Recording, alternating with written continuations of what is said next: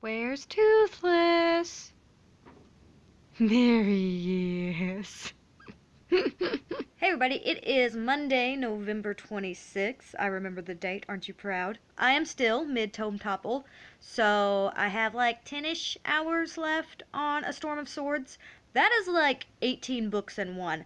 There's so much that goes on in that book, and I keep trying to like think about the things that have already taken place in that book, and I'm just like, that seems like that was 3 books ago. I don't understand. But other than that, I have started Gemina. I mentioned that that was my plan, and I stuck to it, which is good on me. So for those of you who don't know, Gemina is the second book in the Illuminatus File trilogy by Amy Kaufman and Jay Kristoff. This is a young adult trilogy.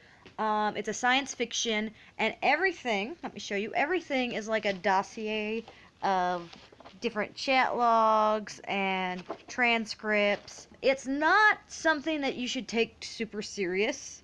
I mean, it's dramatic and all. There's some things that might make you even sad, but at the same time, everything is so like bizarrely lighthearted. Like there's so much levity. There's like just these horribly tragic moments that our characters are discussing, and then they'll just crack a whole bunch of jokes. And you just kind of have to deal with that. You just have to deal with the fact that it's fun. It's a fun thing, isn't it, Toothless? It's very fun. And, good lord, Cat. You are just the biggest camera hog. Another interesting thing about this book is that it's not the same characters that are in the first book. This book's actually set on a station that's near where the events in the first book took place, and it's following like the characters in that area and how they're kind of dealing with the stuff that's happening because of the events that took place in the first book. Pat pat pat pat pat pat pat pat pat pat pat pat pat pat. You're making it very hard to film, Cat. High five.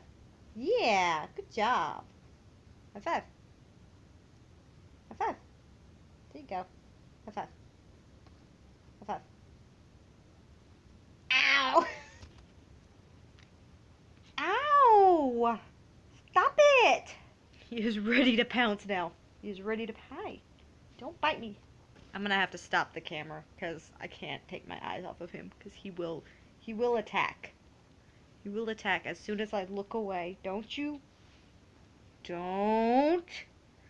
I'm hoping to finish both of these books before the end of the tome topple. I may get another one in. I may read Obsidia, which is the third book in this trilogy, if I have time. But there's only a couple days left. Don't bite. And yeah, I don't know if I'll accomplish. Don't bite. I don't know if I'll be able to do that. Anyway, I'm gonna go because this is getting more absurd by the second. We're gonna try something fun. You ready? You ready? Hey everybody, it is Tuesday the 27th of November, and I finished A Storm of Swords, which was a feat. That is not a short book. That is not a quick read. There is so much that happens in that book. Like, it's baffling to me. I know I've said that again and again, but it is so packed full of major events. And can we just say, no spoilers, but that epilogue. That epilogue threw me. And I'm really intrigued to go through the books because I haven't read the books. So this is interesting.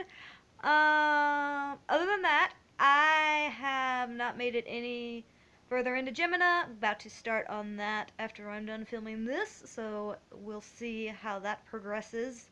Still hoping to at least have that one finished as well by the end of Tome Topple. So that would put me up to like 4 books. Maybe I can get more than 4, but I'm not like pushing for that. I did start American Gods by Neil Gaiman. And there's a chance. I started it on audiobook, so if I've got good listening conditions, maybe, just maybe. But yeah, that's it. I just decided to fall on a couch, and now I don't want to get up because really I always just want to go to sleep. So perhaps laying down on a couch to film wasn't the best idea. But The lighting's pretty good. This is probably the best lighting that I have anywhere in the house. So maybe I just need to like always film laying down on the couch. It's not like that's not bad, right? I mean, I look like a ghost, but that's normal for me. So it's Wednesday now. It's about 15 minutes into Wednesday. I stayed up later than I intended to, and I finished Gemina. So yeah, I read like 400 pages this evening. It got to a point where it was too hard to figure out a place to put it down. And I just kept reading and kept reading. And man, was that good. This was so much better than the first one. I mean, I thought the first one was kind of fun and had some good moments. But this one, like, from beginning to end, was just constantly stakes were being raised, constantly stuff was happening. There was a couple of like plot twists and things that I wasn't crazy about. I felt they were a little cliche, but they were still fun. And that's the thing about this series, is it's really, really fun. Also, Hannah is my favorite. I love her. I love Hannah. She's amazing. Yeah, this is really good. I'm super into it, and I'm ready to pick up the third one, like, now, which probably isn't a good idea, because it's 12:15. Hey everybody, it is still Wednesday, much later in the day. It's like 10 o'clock p.m. instead of 12:15 a.m. So we had a day today. Things happened, stuff was done. It was good times all. I'm a little over halfway through American Gods. It's hard to pin down.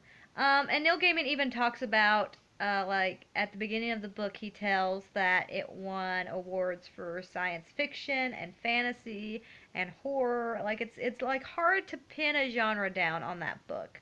One thing I will say, though, is after reading through some of this, I now more understand his contributions to Good Omens, because when I first read Good Omens, it really sounded like it was Terry Pratchett's voice coming through, and I wasn't getting any Neil Gaiman.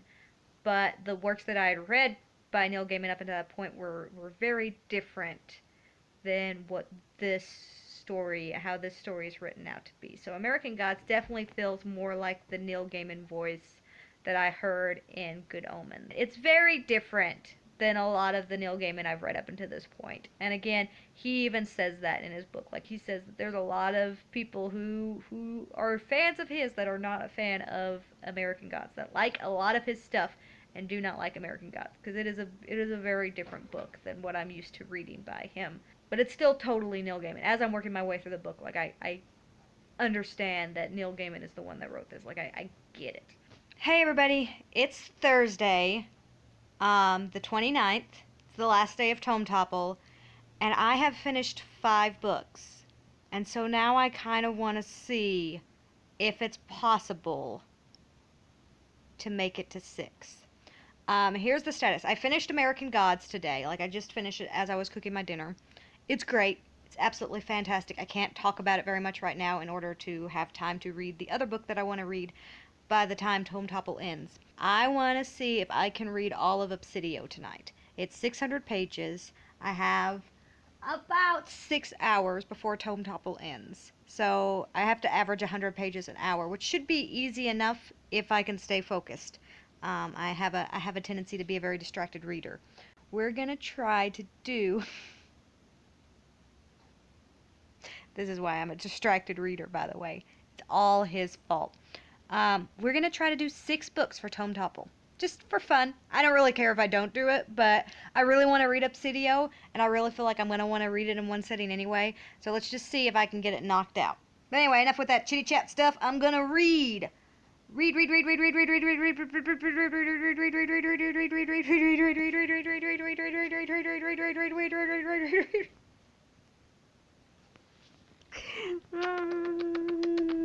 gotta read. Bye.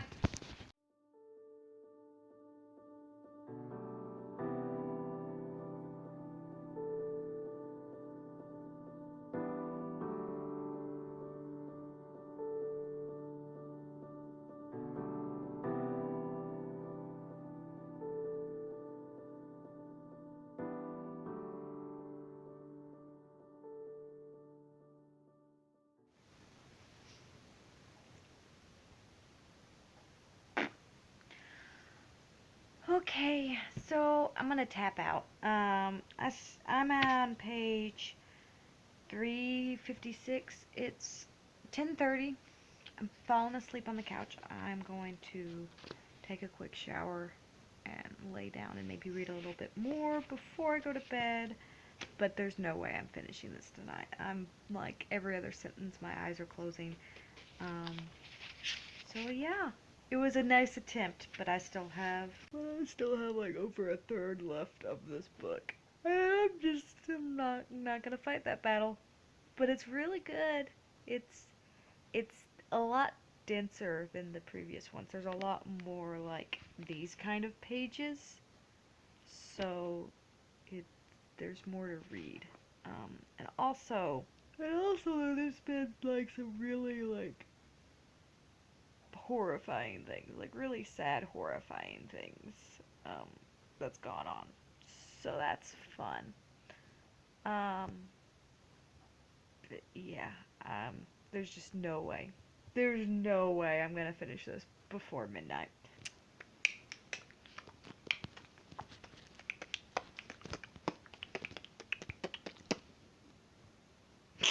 Cat's looking at me strange. I don't know why. It's Friday. It is the end of the work week, unless you're one of those that works on the weekends, in which case I apologize for bringing that up. But for me, it's the end of the work week, and Tome Topple's over, so I can read books shorter than 500 pages, which is nice. I did start one of those today. I do want to update real quick on Obsidio. I did not finish it. I didn't think I was going to. I still have 180-ish pages left on that, I think. I don't know, somewhere in that range. Yeah, I just knew I wasn't going to. About 11:15 last night, I gave my final call, and I was like, just go to bed. Just go to bed. You're not going to do this. So there's that. But I still got 5 books done during Tome Topple, which is pretty good. I'm not mad about that. Also, American Gods was one of those, which has been on my want-to-read list forever. And man, is that book peculiar. There's so much going on in that book, and it's just an absurdity. My kettle's going right now. Not sure if you can hear that in the background. But there's so many layers to it, and there's just a lot. There's a lot in that book. I mean, it won awards for like science fiction and fantasy and horror and other stuff. So, yeah, it's also just a really great piece of literature. Plus, it probably has my favorite line of any book ever at this point, which is, they had nowhere to go, but they went there anyway. It's a great line. Absolutely fantastic. Love that line. I will probably finish Obsidio tonight. I'm not going to read it right away, though. I'm going to listen to An Absolutely Remarkable Thing by Hank Green. I started that earlier today. My water's done. I get to make hot cider now. I'm so excited. I'm enjoying that one quite a lot. The premise is that it is a 20-something living in New York who has some kind of degree in arts. I can't remember specifically what she got. She went through a big list of all of these different things that she tried to major in, and none of them worked out. But she is just not really happy with her life and gets inspired when she sees this transformer looking thing, and calls her friend who has a YouTube channel and video equipment, and has him come over, and they film some stuff with this thing and post it on YouTube, and all of a sudden they're like super famous, and all of these people want to interview them and see what's going on, and so they're kind of coasting off of this video and trying to make a brand off of it. And it's also a science fiction novel, so there you go. Cause yeah, that's interesting. Yeah, there's a lot going on in this. I'm interested to see where it goes. Like, I'm not entirely sure how this is going to play out. It seemed like a very cut and dry story, and then it got more and more weird. But I'm liking it. I'm liking the weirdness of it. It speaks to my sensibilities. But anyway, I thought I would listen to that while I colored a little bit, because for some reason I have decided that coloring sounds like just the most relaxing thing. So I'm gonna sit down with my audiobook and some colored pens and some hot cider and just enjoy my Friday evening a little bit, because that just, it sounds the best. It sounds the best of things.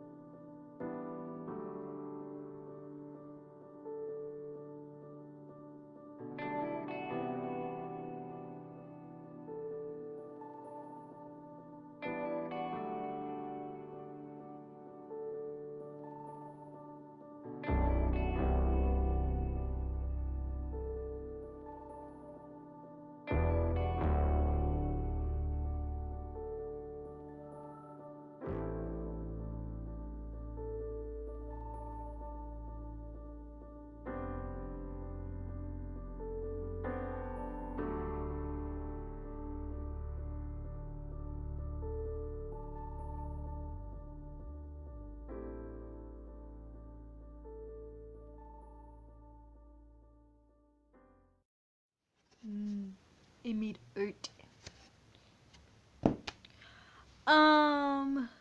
Yeah. It just dawned on me that I have to be up super early in the morning. And I just have a lot of stuff going on all weekend. So I'm gonna go ahead and end the vlog now. I got a few more hours into a absolutely remarkable thing. And I haven't read any more of Obsidio yet, but I'm about to lay down and read some more of that. And if I don't finish that tonight, I will probably finish it sometime over the weekend. And yeah, that's all. That's it. Yo, bye. Never know how to end these vlogs.